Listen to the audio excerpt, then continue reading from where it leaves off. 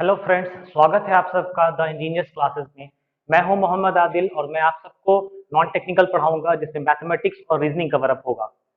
लेकिन उससे पहले हम लोग ये देखते हैं कि नॉन टेक्निकल किस किस एग्जाम्स में पूछा जाता है। तो नॉन टेक्निकल के लिए जो सबसे इम्पोर्टेंट एग्जाम वो है एसएससी सीजीएल, एसएससी सीपीओ और एसएससी सीएचएसएल, जो कि सबसे पहले लिखा हुआ।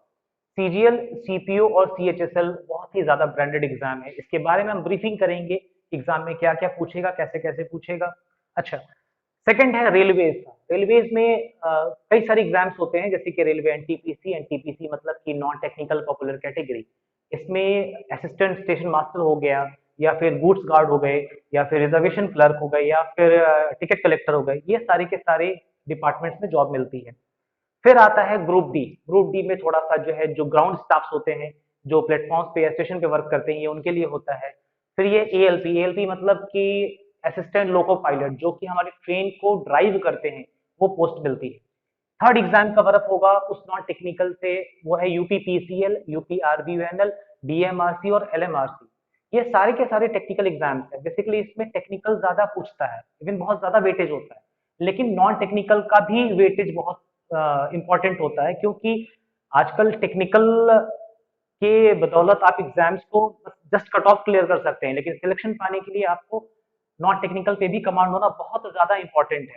नॉन टेक्निकल में इसमें तो मैं आपको बताऊं कि मैथमेटिक्स का, रीजनिंग का, हिंदी का और जीएस का अच्छा खासा वेटेज है।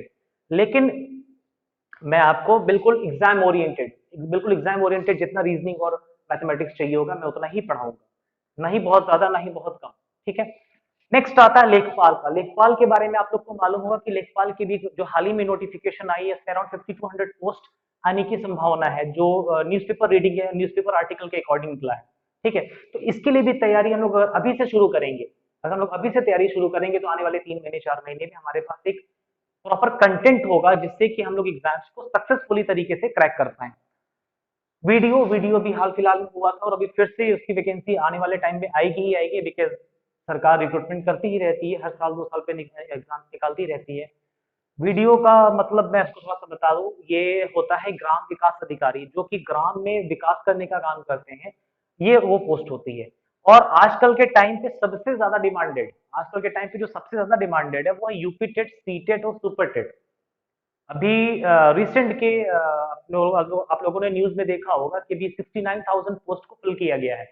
वो सब कैसे होता है? जो टीचर्स की एलिजिबिलिटी होती है, वो सब होता है इसी यूपी टेट, सी टेट और सुपर टेट को स्टेप बाय स्टेप क्रैक करके। क्योंकि जो भी बीएड होल्डर है, या जो भी बीएड कर रखा है या डीएलएड कर रखा है, उसके बाद उसे ये यूपी टेट या फिर सी टेट क्वालिफाई करना होता है। और इसके क्वालिफाई करने के बाद सुपर टेट के मेरिट पे आगे चल के सिलेक्शन होता है। तो ये सब आप लोगों को जानना जरूरी है, क्योंकि आप जिस चीज की तैयारी कर रहे हैं उसका प्रॉपर ब्रीफिंग होना चाहिए। अच्छा, मैं आपको जैसा बताया कि मेरा जो पोर्शन है कवर अप करने का, वो मैथमेटिक्स और रीजनिंग का है, और मैं उसका हर चीज कवर अप कराऊंगा। मैथमेटिक्स का 2 पार्ट हम लोग करेंगे, अर्थमेटिक और एडवांस। अर्थमेटिक में अराउंड 13 चैप्टर्स होते हैं, 13 चैप्टर होते हैं, और एडवांस में भी इसी तरह 6-7 चैप्टर होते हैं। ठीक है। इसी तरह रीजनिंग में है कि रीजनिंग में चैप्टर्स तो खैर काफी सारे, रीजनिंग में अगर देखा जाए तो आप कोई भी अच्छी बुक उठा के देखोगे तो आपको 16-17 चैप्टर्स मिल जाएगा। लेकिन इसको हम लोग थोड़ा मर्ज करके, जो इंपॉर्टेंट चैप्टर्स को थोड़ा लंबा पढ़ेंगे, जो जो थोड़ा सा नॉर्मल चैप्टर उसको जल्दी से फिनिश करके, हम लोगों का प्योर टारगेट ये है कि 3-4 महीने के अंदर अंदर प्रॉपर का प्रॉपर सिलेबस फिनिश करना है। क्योंकि यही बेस्ट टाइम है। इस टाइम पे आप जितना ज्यादा पढ़ेंगे उतना ज्यादा आप जो है बाकियों से आगे निकलेंगे। अब सबसे पहला पार्ट ये है कि आप इसका स्क्रीनशॉट ले लें, क्योंकि स्क्रीनशॉट लेने से फिर आपको याद रहेगा कि हाँ, यहाँ पे क्या क्या पढ़ाया जाने वाला, या जो जो लोग पढ़ाएंगे वो किस किस एग्जाम के लिए इंपॉर्टेंट है। आई होप कि आप सभी ने स्क्रीनशॉट ले लिया होगा। अब हम लोग थोड़ा आगे बढ़ते हैं। अब हम लोग ये सबसे पहले समझेंगे कि अर्थमेटिक में वो 13 चैप्टर्स कौन से हैं जिसको हम लोगों को कवर अप करना है, और इसी सीक्वेंस में हम लोग पढ़ेंगे, और इसी तरीके से स्टेप बाय स्टेप सीखते चलेंगे कि आगे चल के इसको 1 to 13 कैसे फिनिश अप करना है। तो सबसे पहला चैप्टर हम लोग पढ़ेंगे ratio and proportion. Ratio and proportion को हिंदी में कहते हैं अनुपात एवं समानुपात। फिर है परसेंटेज। परसेंटेज का मतलब हो गया प्रतिशत। देन प्रॉफिट लॉस यानी लाभ हानि। देन मिक्सचर एलिगेशन यानी मिश्रण के आधारित सवाल। फिर एवरेज यानी औसत पे सवाल। फिर पार्टनरशिप यानी साझेदारी पे सवाल आता है। साझेदारी पे सवाल कुछ ऐसा आता है कि दो दोस्त हैं, पहला दोस्त 10,000 रुपए 12 महीने के लिए लगाता है, दूसरा दोस्त 5,000 रुपए 6 महीने के लिए लगाता है। तो अब उन लोगों को उस बिजनेस से कैसा प्रॉफिट होगा या प्रॉफिट किस रेशियो में बटेगा, ये सब हम लोग सीखेंगे। नेक्स्ट आता है एज रिलेटेड प्रॉब्लम, जिसमें कि मम्मी की एज पापा की एज से यानी पिताजी की एज माताजी की एज से 2 गुना है या 10 साल ज्यादा है, इस टाइप के सवाल आते हैं। नेक्स्ट है टाइम एंड वर्क, समय और कार्य। ये एक बहुत ही ज्यादा इंपॉर्टेंट चैप्टर है। मतलब एक आप एक भी ऐसा एग्जाम नहीं पाओगे जिसमें कि टाइम एंड वर्क का सवाल नहीं मिलेगा। हर एग्जाम में टाइम एंड वर्क का सवाल मिलेगा। अब टाइम एंड वर्क के देखिए पार्ट होते हैं कुछ, जिसको हमने यहाँ पे मेंशन नहीं किया है। जैसे कि टाइम एंड वर्क से रिलेटेड होता है पाइप और सिस्टर्न, यानी कि नल और टंकी पे आधारित सवाल होते हैं। इसी से रिलेटेड होता है वर्क एंड वेजेस, यानी कि जैसा काम होता है उसके हिसाब से उसका भत्ता, उसके पैसे मिलते हैं, उससे बेस सवाल होते हैं। तो वो सारी चीज हम लोग इसी के अंदर ही कवर अप करेंगे। नेक्स्ट आता है टाइम, स्पीड और डिस्टेंस। ये तो समय, चाल और दूरी, इस पे जो क्वेश्चंस आते हैं ये भी बहुत इंपॉर्टेंट होते हैं। आई ट्रस्ट मी कि टाइम एंड वर्क और टाइम स्पीड डिस्टेंस, ये दो ऐसा चैप्टर है जिसपे कि सवाल दिखने में आसान होते हैं लेकिन बहुत टफ बन जाते हैं कभी कभी। तो हम लोग इसको बहुत बेसिक कंसेप्ट से सीखेंगे कि कैसे होता है कैसे नहीं होता। और मेरी ये गारंटी है कि क्वेश्चन को आप 30 सेकंड से अंदर अंदर में करके दिखाएंगे जब आप हमसे सीख लेंगे तो। नेक्स्ट आता है नंबर सिस्टम। नंबर सिस्टम में मतलब रिमाइंडर थ्योरम हो गया या फिर जो है टोशन थ्योरम हो गया, इससे बेस क्वेश्चन आते हैं। जैसे अगर 12 को हम 5 से भाग करेंगे तो रिमाइंडर क्या आएगा, 2 आएगा, बिल्कुल सही बात है। लेकिन अगर 12 की पावर 12 को अगर 12 की पावर 12 को भाग करेंगे 5 से तो क्या रिमाइंडर आएगा। तो ये सब हम लोग सीखेंगे, ठीक है। नेक्स्ट आता है एचसीएफ एलसीएम, यानी कि महत्तम लघुत्तम। इसमें भी कई सारे क्वेश्चंस बनते हैं जो आप लोग क्लास 7th 8th में सीखे होंगे। ये वही वाला एचसीएफ एलसीएम है, लेकिन उसमें अब अगर आप लोग याद करोगे तो प्रॉपर हाफ पेज का सॉल्यूशन होता था। लेकिन यहाँ पे जो हम लोग सीखेंगे ये हम लोग सीखेंगे ऑप्शन के मेथड से। ऐसे कुछ चैप्टर्स ऐसे जिसको हम लोग ऑप्शन से सीख लेंगे, इसको ऑप्शन से कैसे करना होता है। जैसे कि मैं अगर आपको मतलब हाईलाइट करके बताऊं, अगर मैं आपको हाईलाइट करके बताऊं कि ऐसे कौन कौन से चैप्टर है जिनको लोग ऑप्शन से सीख सकते हैं, जिसके लोगों को पेन कॉपी की भी जरूरत नहीं, तो मैं आपको बताता हूँ। ये पहले ये फिनिश कर देते हैं। सिंपल इंटरेस्ट, कंपाउंड इंटरेस्ट, यानी कि साधारण ब्याज और चक्रवृद्धि ब्याज। साधारण ब्याज और चक्रवृद्धि ब्याज, तो ये बहुत कोई टफ चैप्टर नहीं होता। हाँ, एक दो एग्जाम है जिसमें कि इसका लेवल बड़ा हाई पूछता है, जैसे कि बैंकिंग हो गया या एसएससी सीजीएल हो गया। तो जिनका भी जो लोग भी यहाँ पे एसएससी सीजीएल और बैंकिंग के लिए आए हैं, तो ये मेरा है एक श्योरिटी, मेरे तरफ से कमिटमेंट है कि पहले हम लोग सिलेबस फिनिश करेंगे। सिलेबस फिनिश करने के बाद सिंपल इंटरेस्ट और कंपाउंड इंटरेस्ट पे एक हम लोग एक स्पेशल क्लास रखेंगे जो कि आराम से 3 साढ़े 3 4 घंटे की क्लास होगी। उसमें सारा का सारा जो टफ क्वेश्चन होता है बैंक लेवल का या एसएससी लेवल का, हम लोग उसको कवर अप करेंगे। नेक्स्ट आता है सिंप्लीफिकेशन। सिंप्लीफिकेशन को भी अगर हम पार्ट में डिवाइड करें ना, तो आप लोग बच्चों पर थोड़ा सा शॉक हो जाओगे कि ये सिंप्लीफिकेशन अगर आप एक पार्ट कर दो बैंकिंग का और एक पार्ट कर दो आप अदर एग्जाम्स का, एक पार्ट आप कर दिया बैंकिंग को, एक पार्ट आपने कर दिया अदर एग्जाम्स का, तो फिर से मैं कह रहा हूं simplification is actually a very important topic in terms of banking. But हाँ, अदर्स के लिए आपको जो बेसिक बॉड मास का रूल होता है, bracket of, divide, multiply, addition and subtraction, उसी को फॉलो करना है और उसी को हम लोग कराएंगे। तो this is one of the least important chapter. हालांकि कुछ लोग इस बात से अग्री नहीं करेंगे कि सर ये लीस्ट इंपॉर्टेंट कैसे हो सकता है। बच्चों देखिए, ये लीस्ट इंपॉर्टेंट इसलिए होता है ना, क्योंकि इसमें केवल डिवाइड, मल्टीप्लाई, एडिशन, सब्ट्रैक्शन है और ये आप लोगों को आता है। बस उसके सीक्वेंस को फॉलो करना है, उसको प्रैक्टिस करना और आगे बढ़ के चला जाना है। दिक्कत कहाँ पे आती है? दिक्कत वहां पे आती है जो लैंग्वेज बेस्ड चैप्टर होता है, जहाँ पे क्वेश्चन लैंग्वेज में लिखा होता है। अब हम कहते हैं टाइम, स्पीड, डिस्टेंस, इसमें क्वेश्चन लैंग्वेज में मिलेगा ना, तो उसकी लैंग्वेज को पढ़ना, समझना, फिर उसके जो भी डेटा दिया है उसको नोट डाउन करके सॉल्व करना, उस पर टाइम लगता है। अच्छा, अब मैं आपको बताने वाला था कि ऑप्शन से करने वाले चैप्टर और ऐसे कौन कौन से चैप्टर है जिनको ऑप्शन से कर सकते हैं, तो आइए देखते हैं। एक चैप्टर है रेशियो प्रोपोर्शन, जो कि ऑप्शन से हम लोग कर ले जाएंगे। मैं टिक मार्क कर दे रहा हूँ चैप्टर्स को, ठीक है। फिर उसके बाद जो ऑप्शन वाले चैप्टर है, लेट्स से कि एज रिलेटेड क्वेश्चन आप ऑप्शन से कर ले जाएंगे, ठीक है। और ऑप्शन से करने वाले चैप्टर्स में काफी हद तक मैं ये नहीं कहता कि सारे के सारे क्वेश्चन हो जाएंगे, बट काफी हद तक क्वेश्चन जो है प्रॉफिट एंड लॉस के भी हो जाते हैं, ठीक है। मैं ऐसा क्यों कहता हूँ, देखो कभी कभी होता क्या है कि दुनिया भर की कहानी हो जाती है सवाल में। फिर इस कहानी के बाद कहता है कि ये बताओ कि इसी सामान को यदि 10% के लाभ पे बेचा जाता तो कितने का प्रॉफिट होता है। यानी अगर कोई चीज अगर 100 रुपए की है तो 110 की बिकेगी, यानी 110 में जो 11 है उसका मल्टीपल होना चाहिए, सही आंसर। वो सब मैं जब आपको पढ़ाऊंगा तो मैं सब सिखाऊंगा कि कैसे करना है कैसे नहीं करना, लेकिन आप इसको रखो, ये वो चैप्टर है जो कि ऑप्शन से किया जा सकता है विदाउट यूजिंग पेन और पेपर। फिर उसके बाद इधर बढ़ते हैं, एलसीएम एचसीएफ। ये बहुत इंपॉर्टेंट चैप्टर है जिसको हम लोग केवल केवल ऑप्शन से करेंगे, केवल केवल ऑप्शन से करेंगे, ठीक है। अधिकतर जगह पे अधिकतर जगह पे इसको करना सिखाया जाता है एक्स लेके, वाई लेके या वेरिएबल्स के थ्रू, लेकिन हम उसको वेरिएबल्स के थ्रू नहीं करेंगे, रेशियो की मदद से करेंगे या फिर ऑप्शन की मदद से करेंगे, ठीक है। तो यही सारी सिचुएशन है, लेकिन मेक श्योर कि ये अभी अर्थमेटिक का सिलेबस, मैंने कहा था ना अभी कि 13 चैप्टर्स अर्थमेटिक के होते हैं, तो ये अर्थमेटिक का सिलेबस है, ये इसी सीक्वेंस में चलेगा, ठीक। और इसी के पैरेलल में आप लोगों को पढ़ाता रहूंगा एडवांस मैथ। एडवांस मैथ में क्या आता है, एडवांस मैथ में लेट्स से अलजेब्रा हो गया या फिर ट्रिग्नोमेट्री है, मेंसुरेशन है, ज्योमेट्री है। मैं अभी नोट कर दे रहा हूं आप लोगों को, आप लोग देख लेना, उसको स्क्रीनशॉट ले लेना, ठीक है। फिलहाल इसका स्क्रीनशॉट ले लेना। सो आई होप कि आप लोगों ने अर्थमेटिक वाला सारा का सारा चैप्टर्स का स्क्रीनशॉट ले लिया होगा, और ये है आप लोगों के सामने एडवांस मैथ के चैप्टर्स जिसको हम लोग पढ़ेंगे। तो पहला है algebra, then trigonometry, then height and distance, फिर मेंसुरेशन। मेंसुरेशन का दो पार्ट होता है, दो डिवीजन होता है। पहला होता है एरिया यानी क्षेत्रफल, जिसमें कि हम लोग रेक्टेंगल यानी आयत, स्क्वायर यानी वर्ग, सर्कल यानी कि वृत्त और ट्रायंगल, इन सारी चीजों के एरिया के बारे में पढ़ेंगे कि एरिया कैसे फाइंड आउट करते हैं, ठीक है। और दूसरा होता है वॉल्यूम। वॉल्यूम में हम लोग देखेंगे कि इन सारी फिगर्स का, भाई वॉल्यूम है तो 3D होना चाहिए, 3D में अब क्या हो सकता है, जैसे क्यूब है या फिर क्यूबॉइड है या फिर सिलेंडर है या कोन है, तो इन सब के हम लोग वॉल्यूम्स के बारे में सीखेंगे कि कैसे क्या क्या फॉर्मूला होता है, कैसे कैसे क्वेश्चन आते हैं, कैसे कैसे इसको सॉल्व करना होता है। नेक्स्ट आता है ज्योमेट्री। तो अब बात मैं थोड़ा टाइम लूंगा आप लोगों का, आने वाला 20-25 सेकंड आप लोग को ये समझाने के लिए कि मेंसुरेशन और ज्योमेट्री में अंतर क्या होता है, ठीक है। कोऑर्डिनेट तो अभी हम बताएंगे, पहले ये बताते हैं मेंसुरेशन ज्योमेट्री में अंतर क्या होता है। देखो ऐसा है कि वही ट्राइंगल का सवाल आपको मेंसुरेशन में दिखेगा और वही ट्राइंगल का सवाल आपको ज्योमेट्री में दिखेगा, 2D वाले में और इसमें दिखेगा। वही आपको रेक्टेंगल और सर्कल मेंसुरेशन में दिखेगा और आपको ज्योमेट्री में दिखेगा। तो ऐसा क्यों है कि वही ट्राइंगल ज्योमेट्री में भी और मेंसुरेशन में भी है?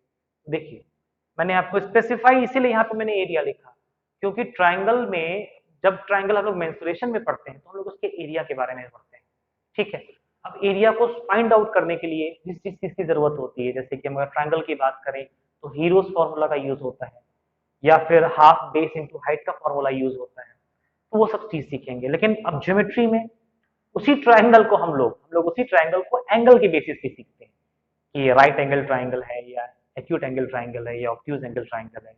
फिर फिगर दे देगा, फिगर में लेंथ के हिसाब से एंगल निकालना होगा, साइन फॉर्मूला, कोसाइन फॉर्मूला, कई सारी चीजें आती हैं, ठीक है। कोऑर्डिनेट ज्योमेट्री आता है कि जब हम लोग एक्सिस पे, एक्स एक्सिस और वाई एक्सिस, जैसे अपना ये बोर्ड ही है, ठीक है। अब इस बोर्ड को हम लोगों ने अगर 4 पार्ट में ब्रेक कर दिया, एक ऐसे सीधी लाइन और एक ऐसे आपका हॉरिजॉन्टल लाइन, तो ये हॉरिजॉन्टल लाइन एक्स होगी या वाई होगी, और इसमें हम लोग सीखेंगे कि कोई पॉइंट है तो यहाँ पे है, इस पॉइंट का दूसरे पॉइंट से डिस्टेंस क्या होगा। फिर उसके बाद इस डिस्टेंस से अगर हम एक परपेंडिकुलर लाइन खींचेंगे तो क्या होगा, पैरेलल लाइन खींचेंगे तो क्या होगा। ये बहुत इंपॉर्टेंट चैप्टर है। अच्छा, मैं इस चीज की आपको एक बात एक्नॉलेज करूं कि कोऑर्डिनेट ज्योमेट्री सीबीएसई में क्लास 11th का टॉपिक है, ठीक है। और आई बिलीव कि 11th और 12th दोनों में से किसी एक का है, गेस की किसी एक का होगा, ठीक है। बट इसी कोऑर्डिनेट ज्योमेट्री को के क्वेश्चंस जो हम लोग अपने 11th 12th में सीखते थे, 1 पेज का सॉल्यूशन होता था, मुझे अच्छे से याद है उस समय 1 पेज का सॉल्यूशन होता था और आज भी होता ही होगा। लेकिन इसको भी हम लोग ऑप्शन के मदद से करना सीखेंगे। मतलब आप लोग को थोड़ा सा शॉक लग रहा होगा कि इसको ऑप्शन से कैसे कर सकते हैं, but trust me we will do this with the help of option, ठीक है। सो इसको भी नोट डाउन कर लीजिए, फिर हम लोग फटाफट जो है स्टार्ट करते हैं रेशियो प्रोपोर्शन मैथमेटिक्स का पहला चैप्टर। सो आइए फ्रेंड्स, हम लोग अब स्टार्ट करते हैं रेशियो प्रोपोर्शन, और यहां से हम लोगों की ये जर्नी स्टार्ट हो रही है जो हम लोग पूरा अर्थमेटिक का चैप्टर फिनिश करेंगे और पूरा का पूरा एडवांस मैथ फिनिश करेंगे, ठीक है। तो जो सबसे पहला चैप्टर है रेशियो प्रोपोर्शन, जैसा मैंने आपको बताया था कि इसको हम लोग हिंदी में कहते हैं अनुपात एवं समानुपात। और मेक श्योर मैं फिर से कह रहा हूं कि सारे के सारे बच्चे बिल्कुल एकदम फोकस करके पढ़ें, क्योंकि ये हर एग्जाम के लिए इंपॉर्टेंट है। और ये एक तरह से देखा जाए ना तो ट्रस्ट में जो भी कुछ ट्रिक जो भी कुछ ट्रिक अगर कहीं शुरू होती है मैथमेटिक्स में, एप्टीट्यूड की इस दुनिया में अगर कहीं से ट्रिक शुरू होती है ना, तो यहाँ से शुरू होती है। ठीक है, जिसका रेशियो प्रोपोर्शन मजबूत है उसका परसेंटेज मजबूत है, और जिसका परसेंटेज मजबूत है उसका पूरा का पूरा अर्थमेटिक स्ट्रॉन्ग। ठीक है, तो रेशियो प्रोपोर्शन लोग सीखते हैं कि होता क्या रेशियो। सबसे पहले सीखेंगे रेशियो क्या होता है, प्रोपोर्शन एक अलग की चीज है। सबसे पहले सीखेंगे रेशियो क्या होता है। तो देखो है क्या कि दो लोग हैं, एक का नाम ए है, दूसरा बी। अब अगर ए के पास 40 रुपए पड़ा हुआ है, ठीक, और बी के पास 70 रुपए पड़ा हुआ है। ए के पास 40 रुपए है और बी के पास 70 रुपए है। तो सबसे पहले हमें यह जानना है कि इसका अनुपात क्या है, बेसिकली रेशियो क्या है। तो रेशियो निकालने के लिए क्या करते हैं, हम लोग ए लिखते हैं और ये रेशियो का साइन लगाते हैं और बी लिखते हैं, ये रेशियो का साइन होता है। ठीक है, अब ए का कितना अमाउंट है 40 और बी का क्या अमाउंट है 70। अभी अभी क्या है ना कि 40 और 70 है, लेकिन रेशियो का मतलब हो गया कि वो दोनों आपस में बिल्कुल सिंप्लीफाइड फॉर्म में हो, मतलब कि उन दोनों में से बिल्कुल उनको कैंसिल करके रख देना है। ठीक है, अब अगर हमको 40 और 70 में से अगर कुछ काटना है तो कैसे काटेंगे, हम क्या करेंगे, जीरो को हटा देंगे और इस जीरो को हटा देंगे, यही ना करेंगे। ठीक है, तो जब इसको हम कैंसिल कर दिए तो क्या हो गया 4:7।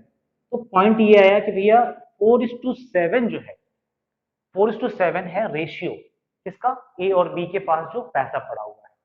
इसी तरीके से अगर मान लीजिए कुछ ऐसा होता कि ए के पास होता 40 रुपए, बी के पास होता 70 रुपए और सी के पास होता 90 रुपए। ठीक, तो क्या करते हैं, तो पूछता है ए बी सी का रेशियो क्या होगा। तो अगर ए बी सी का रेशियो क्या होगा लिखना है तो लोग ए बी सी लिखेंगे और इक्वल टू का साइन लगा देंगे। ठीक है, इक्वल टू के साइन के बाद हम लोग लिखेंगे 40, फिर 70, फिर 90। मालूम है कि ये 10 का मल्टीपल है, 10 को 4 से मल्टीप्लाई करेंगे 40 आएगा, देन 70, देन 90। तो ये 0 0 0 सब में से कैंसिल हो सकता है, 4:7:9। अच्छा, मैंने इस तरीके से आप लोगों को बताया क्योंकि आपको इस तरीके से आना चाहिए। ठीक है, लेकिन कुछ लोगों को दिक्कत हो रहा होगा, सर ये कैंसिल कैसे कर दे रहे हैं, ये तो अगल बगल लिखा हुआ है। तो ये कुछ और नहीं है, ये वही है। क्या है देखिए, अगर a अपॉन बी लिखा है और a आप 40 लिखोगे, b 70 लिखोगे, तो क्या इसको आप कट करके कि 10 7 70 और 10 4 40 होता है, इसको कट करके 4/7 नहीं लिख सकते क्या, बताओ जरा सा कि a by b equal to 40/70 है, 10 4 40 और 10 7 70 करके क्या इसको 4/7 नहीं लिख सकते क्या, लिख सकते हो ना। तो बस उसी को जो जिसको 4/7 कहते हैं उसी को हम 4:7 भी कहते हैं, कोई अंतर नहीं। जो डिवाइड है वही रेशियो, जो डिवाइड है वही रेशियो। ठीक है, तो वही केस था कि 40 70 और 90 का क्या किए, बेसिकली अगर हम डिवाइड कर रहे होते तो क्या आता, 0 से 0 कट जाता, फिर 0 से 0 कट जाता। तो ये जो चीजें हम लोगों ने भी सीखी वो हमने ए बी के और रेशियो के टर्म में रिप्रेजेंट करना सीखा। ये हम लोगों ने क्या सीखा कि ए बी सी को रेशियो में रिप्रेजेंट करना है, तो कैसे करेंगे हम लोग अभी आगे देखते हैं, कुछ कई और भी कई सारी चीजें सीखेंगे, लेकिन इसका नोट्स बनाते चलिएगा। ये नहीं कि आप इसको बस खाली अपना मोबाइल पे लगा के देख रहे हैं या लेट के देख रहे हैं या फिर बस ईयरफोन लगा लिए और देख रहे हैं। सबसे इंपॉर्टेंट होता है कि जहां भी पढ़िए, चाहे मेरे से पढ़िए चाहे किसी भी चैनल से पढ़िए, सबसे बड़ा इंपॉर्टेंट पॉइंट होता है कि इसको नोट डाउन करते चलिए, क्योंकि every time when you need to repeat, जब कभी भी आपको रिपीट करने का या रिवाइज करने का मन करेगा, तो जरूरी नहीं कि हर बार मोबाइल खोलोगे, चैनल पे जाओगे, वीडियो क्लिक करोगे। अगर आपके पास नोट्स बना है तो तुरंत आप चेक कर लोगे। हाँ, अगर नोट्स से कुछ समझ नहीं आता है तो आप वीडियो पे जाओगे, दैट इज गुड। ठीक है, तो आई सजेस्ट यू कि सबसे पहले इसका स्क्रीनशॉट नहीं, सबसे पहले नोट कर लीजिए। ठीक है, तो फ्रेंड्स आई होप कि आप सभी ने नोट कर रखा होगा पुराना क्वेश्चन, इसके पहले क्वेश्चन। तो अब हम लोग आगे देखते हैं कि आगे का कंडीशन क्या होता है। क्वेश्चन नंबर थर्ड कुछ ऐसे है कि A is to B is equal to 7:3, B is to C is equal to 3:8। ठीक है,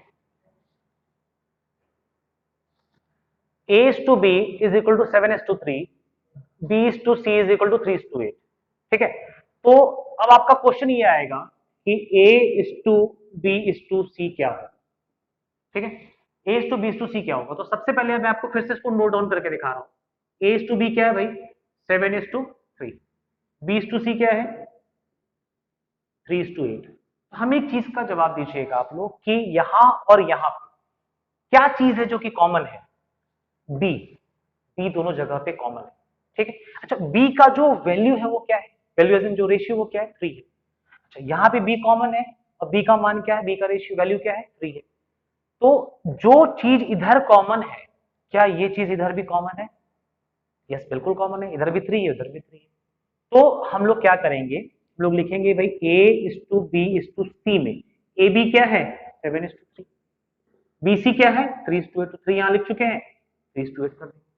इस तरीके से ए अनुपात बी अनुपात सी का मान निकाल लेंगे कि 7:3:8 आ जाएगा, ठीक है। अब इसमें थोड़ा सा फ्लक्चुएशन होता है, कैसा फ्लक्चुएशन होता है, यहाँ पे बाय लक अच्छा था कि 3 बराबर था, ऐसा भी हो सकता है कि 3 बराबर ना हो, बिल्कुल हो सकता है, ठीक है। तो इसको आप लोग नोट कर लीजिए और नोट करने के बाद फिर हम बताते हैं, इसको भी मिटाएंगे फिर बताएंगे कैसे कैसे करना है, ठीक है। इसको फटाफट नोट करिएगा या पॉज कर लीजिए और नोट कर लीजिए।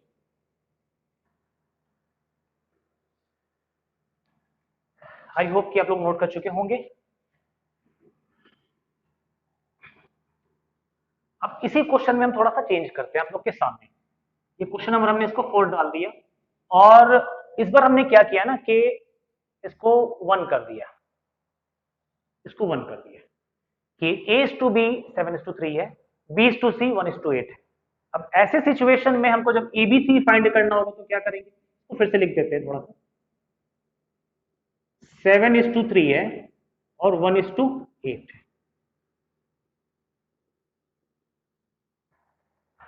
फिर से वही चीज करेंगे जो बताए थे, क्या था, ए बी क्या है भैया, ए बी 7:3 है, बी सी क्या है 1:8 है। तो फिर आप अपने माइंड में ये क्वेश्चन पूछोगे कि what is common in both these, इन दोनों में कॉमन क्या है, तो कॉमन क्या है, बी है और बी।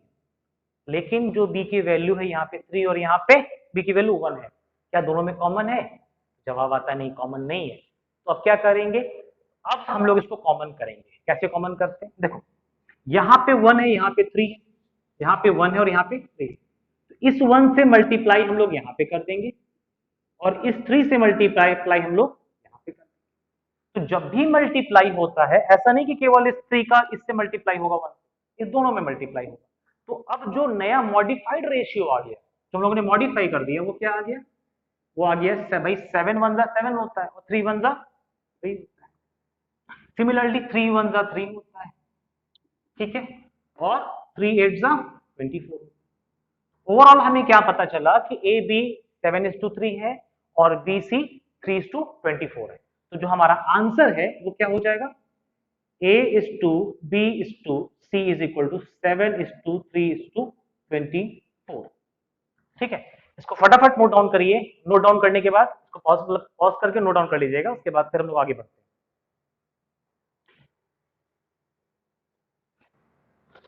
सो क्वेश्चन नंबर जो 5 है हम लोगों के सामने, वो बस उसी का थोड़ा सा एक स्टैंडर्ड वर्जन है कि यहाँ पे ए बी 7:6 है और बी सी 5:2 है, ठीक है। और यहाँ पे फिर से हमको एबीसी फाइंड करना है।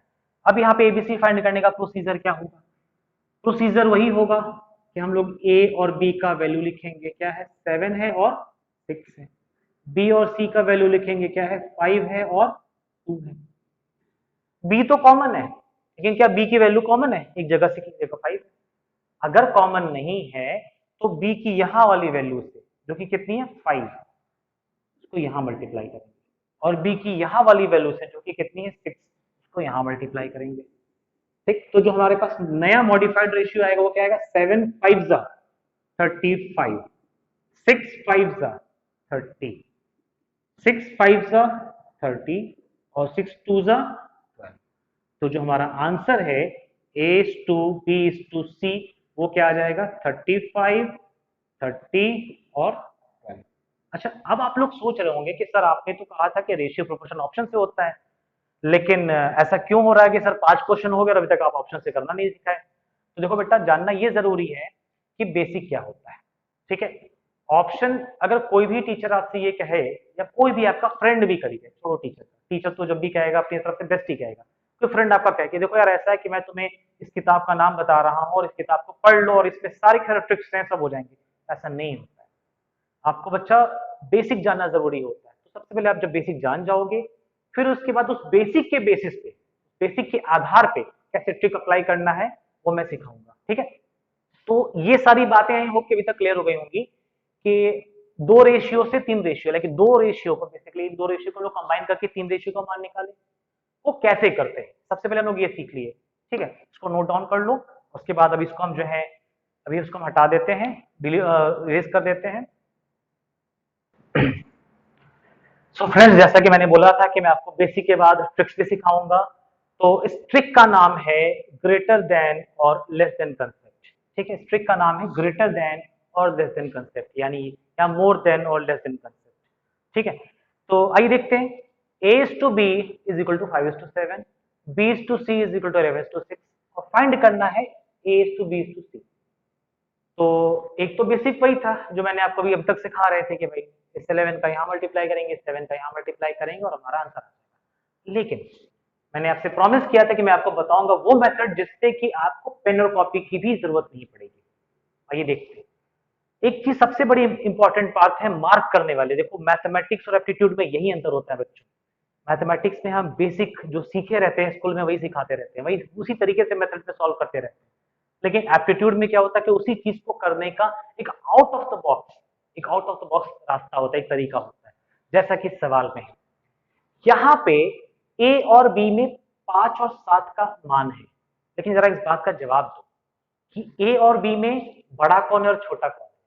तो आप कहोगे सर ए बी में कुछ ऐसा है कि ए छोटा है और बी बड़ा है, बोलोगे या नहीं बोलोगे? ठीक। उसी तरीके से बी और सी में क्या है, मैं पूछूंगा बी और सी में कौन बड़ा है कौन छोटा, तो आप कहोगे सर बी बड़ा है और सी छोटा है, बी 11 है और सी 6 है। तो सो अभी जैसे मैंने देखा कि भाई यहाँ 11:6 है, बी और सी में 11:6 है, बट आपको ये बताना है कि छोटा कौन है और बड़ा कौन है। तो निश्चित सी बात है कि यहाँ बी बड़ा और सी छोटा है, तो साइन क्या लगा देंगे, ये साइन लगा देंगे, ठीक है। अब यही चीज हमें चेक करना है, यही चीज चेक करना है कि ए और बी में कौन बड़ा है कौन छोटा है, और वो चीज मैच करना चाहिए ऑप्शन में। तो जरा से ये बताइए ऑप्शन ए में ये क्या है, ये कुछ और तो है नहीं भाई, ये वही a is to b is to c है, ये वही a is to b is to c है। a 55 है और b 77, a 55 है और b 77 है। a यहाँ पे छोटा है, मतलब कुल मिलाकर के ये आंसर हो सकता है, पॉसिबल आंसर हो सकता है, क्योंकि a b से छोटा है जैसा हमारा डिमांड है। यहाँ भी a b से छोटा है तो ये भी आंसर हो सकता है। यहाँ पे a b से बड़ा है, a 75 है b 66 है, तो ये आंसर नहीं हो सकता। यहाँ 55 है और बी 77 भी आंसर हो सकता है। कितना आसान है, बस ये देख लेना कि कौन बड़ा है कौन छोटा। आप खुद सोचिए कि आपके सामने कहे कि कोई कि भाई ये 2 है ये 4 है, बताओ कौन बड़ा कौन छोटा, आप बता दोगे ना कि 4 बड़ा है 2 छोटा है, ठीक है ना। इसी वजह से ये कंसेप्ट इंपॉर्टेंट होता है। खैर अभी तक हम लोगों ने आउट ऑफ 4 3 ऑप्शन छाट लिया, केवल देख के, क्या देख के, बड़ा छोटा देख कर। सिमिलरली बी और सी में क्या है, बी बड़ा है और सी छोटा है। देखते हैं किस ऑप्शन में, यहाँ पे बी स्मॉल है और सी बिग बड़ा है, यहाँ पे बी 52 है और 63 है, तो फिर यहाँ पे बी सी से छोटा हो जाएगा। दोनों ही केसेस में बी सी से छोटा है कि नहीं छोटा, बोलिए। दोनों ही केसेस में बी सी से छोटा, लेकिन हमें चाहिए क्या, हमें तो बी सी से बड़ा चाहिए ना। तो यहाँ पे क्या बी सी से बड़ा है, बिल्कुल है। क्या यहाँ पे ए बी से छोटा है, बिल्कुल। तो ये पता चला कि यही हमारा फाइनल आंसर है, बाकी दोनों गलत। ये अप्रोच होता है, कितना आसान है कि बस खाली देख के पता कर लेंगे हम लोग कि आंसर क्या है, बस बड़ा छोटा चेक करना है, ठीक है। इसी की जगह पे अगर हम लोग डिटेल में जाते तो देखो क्या होता, डिटेल में जाते तो क्या होता कि हम लोग लिखते a is to b is equal to 5 is to 7, फिर लिखते b is to c is equal to 11 is to 6, फिर हमको इस 11 से यहाँ मल्टीप्लाई करना पड़ता और इस 7 से यहाँ पे मल्टीप्लाई करना पड़ता। ये जो न्यू रेशियो आता क्या था, 55 is to 77, और ये क्या आता है a is to b, और इसी तरह फिर b is to c क्या आता इसके हिसाब से 77 is to 42। तो कितना काम धाम है, तो ये भी है ये भी है, दुनिया भर की चीज लिखनी है। अब a is to b is to c final required ratio क्या होता है, अभी हम लोग सीखे थे सबसे पहले, पहला सवाल तो सबसे यही था ना 42। सबसे पहला सवाल तो यही था कि अगर 2 रेशियो है तो 2 से 3 कैसे बनाएंगे, 2 से 3 कैसे बनाएंगे। अब आप ऑनेस्टली सोचना अपने अपने आप से कि ये मेथड जिसको हम लोग पेन पेपर से यूज करके बताए हैं उससे भी यही आंसर आ रहा है। जो less than more than concept है उससे भी आंसर आ रहा है, ये वाला आंसर है। इसीलिए आपको बहुत ज्यादा फोकस करना है। हर क्वेश्चन को कोशिश करो कि हम बिना पेन कॉपी के ऑप्शन से कोई जुगाड़ ऐसा कुछ ऐसा कोई ऐसा तरीका निकाले जिससे कि हो जाए। हम खुद ऐसे बहुत सारे तरीके आप लोग को सिखाएंगे, ठीक है ना। इसको स्पेशल मतलब इस कंसेप्ट को बहुत इंपॉर्टेंट डाल करके नोट कर लीजिए। कंसेप्ट को इंपॉर्टेंट डाल के नोट कर लीजिए। उस कंसेप्ट का नाम भी हम तो कह रहे हैं नोट कर लीजिए। कंसेप्ट का नाम आप अलग से नोट कर लीजिएगा, हेडिंग में ही नोट कर लीजिएगा। More than, less than concept, ठीक है। ऐसे क्वेश्चन जिसमें ये रेशियो देखिए ऑप्शन में दिया रहता है, रेशियो पूछता है, उसमें ये 100% के लगेगा। अच्छा, अगर बाई चांस नहीं भी लगता है तो मुझे मैं आप लोगों को और भी कई सारे मेथड सिखाऊंगा। ऑप्शन वाला मतलब मल्टीपल वाला है, या ग्रेटर देन लेस देन सिखाई दिया है मैंने, या बस खाली केवल 2 रेशियो को देख लेंगे, 3 रेशियो को देखने की जरूरत ही नहीं। ये सब चीज सिखाएंगे तो आप बिल्कुल एक्सपर्ट बन जाएंगे, ठीक है। तो इसको आप लोग जल्दी से नोट कर लीजिए और इसके बाद मैं कराता हूँ नेक्स्ट क्वेश्चन आज का। तो फ्रेंड्स आई बिलीव कि आप लोगों ने इसके पहले वाला क्वेश्चन नोट कर लिया होगा। आइए हम लोग देखते हैं नेक्स्ट क्वेश्चन। नेक्स्ट क्वेश्चन है the ratio of boys and girls in A school is 3:2, यानी किसी स्कूल में बॉय और गर्ल का रेशियो का अनुपात जो है वो 3:2 है। अच्छा, व्हेन 6 मोर गर्ल्स ज्वाइन, नहीं जब 6 और गर्ल्स ज्वाइन कर लेती हैं, 6 और लड़कियां ऐड हो जाती हैं तो रेशियो बदल जाता है। रेशियो चेंजेस टू, क्या हो जाता है रेशियो? रेशियो हो जाता है 6:7। अच्छा, अब क्वेश्चन ये पूछ रहा है how many boys are there in the school, कि स्कूल में कितने बॉयज होंगे। टोटल स्टूडेंट्स नहीं जानना चाहता, वो केवल और केवल क्या जानना चाहता है? बॉयज जानना चाहता है। तो इसको देखते हैं कैसे करना है। बॉयज गर्ल्स, कंडीशन क्या है कि पहले इनिशियली कुछ था, फिर फाइनली कुछ हो गया, ठीक है। तो जो इनिशियली था वो क्या था? इनिशियली रेशियो था 3:2। इनिशियली जो रेशियो है बॉय और गर्ल का वो है 3:2। फाइनल जो रेशियो है बॉय और गर्ल का वो रेशियो है 6:7। तो पॉइंट यहाँ कैच करने वाले ये है कि गर्ल ऐड हो रही है बट बॉय अनचेंज है। बॉय जितना पहले थे बॉयज अभी भी उतना ही रहेंगे, यानी बॉयज को हमें बराबर करना है। बराबर करने के लिए अगर यहाँ पे 3 है, यहाँ पे 6 है और हम चाहते हैं कि दोनों बराबर हो, तो क्या करेंगे कि हम यहाँ पे इनिशियल वाले में अगर 2 से मल्टीप्लाई कर दें तो ये 2 3 6 बन जाएगा। बॉय दोनों जगह पे 6 6 बराबर आ जाएंगे। लेकिन हम लोगों ने अभी सीखा है कि केवल इसमें तो मल्टीप्लाई करते नहीं है, दोनों ही रेशियो में मल्टीप्लाई करते हैं, ठीक है। तो जो मॉडिफाइड रेशियो आ गया वो क्या आ गया? 6:4। क्या आ गया? 6:4। अच्छा, ये इनिशियल वाला है। फाइनल वाला क्या है? फाइनल वाला रेशियो अभी भी वही है, 6:7। यहां से ये पता चला कि भाई जब बॉय और गर्ल का रेशियो 6:4 था शुरू में, बाद में 6:7 हो गया। कब? जब गर्ल, कितनी गर्ल? 6 गर्ल बढ़ के चली आई। तो रेशियो में गर्ल्स की इंक्रीज कितना है? रेशियो में देखिए 3 बढ़ रहा है। रेशियो में तो 3 ही बढ़ रहा है, 4 से 7 हुई लड़कियां रेशियो में। लेकिन ओरिजिनल में, असली में कितनी गर्ल्स बढ़ गई हैं? 6 गर्ल्स। तो ये पता चला कि रेशियो में जो 1 है वो बराबर, भाई 3 बराबर 6 के है तो रेशियो में 1 किसके बराबर होगा? 2 के। और वो पूछा क्या? बॉयज पूछा है। तो टोटल नंबर ऑफ जो बॉयज निकल के आएंगे वो 6 है। बॉयज 6 है ना, बॉयज का मान असली में क्या हो जाएगा? 6 × 2 यानी कि 12 बॉयज। कौन सा ऑप्शन है? Option number D. तो फ्रेंड्स इसको नोट कर लीजिएगा और आज के लिए इतना काफी है, और इसके आगे हम लोग फिर आगे क्वेश्चन नंबर 8 से स्टार्ट करेंगे नेक्स्ट क्लास में। Thank you.